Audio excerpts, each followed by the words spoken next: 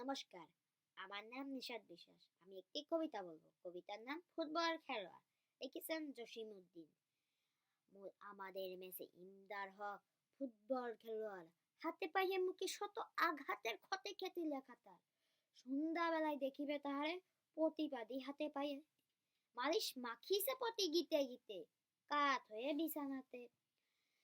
মেসের চাকর হইল বেজান, শেক দিতে ভাঙা হারে, সারা রাত শুধু ছটফট করে, কেঁদে কেঁদে দাগ ছাড়ে।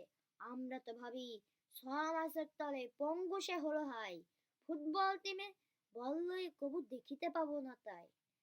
প্রভাত বেলায় খবর লইতে ছুটে যায় তার ঘরে, বিছানা তাহার শূন্য পড়িয়া ভাঙা খাটিয়ার পরে।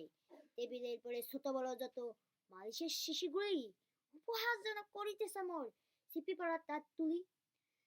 সন্ধ্যাবেলায় খেলার মাঠে সে দেখি বিস্ময়ে মোদের ম্যাচে লিন্ডার হোক আগে ছুটে বল লয়ে,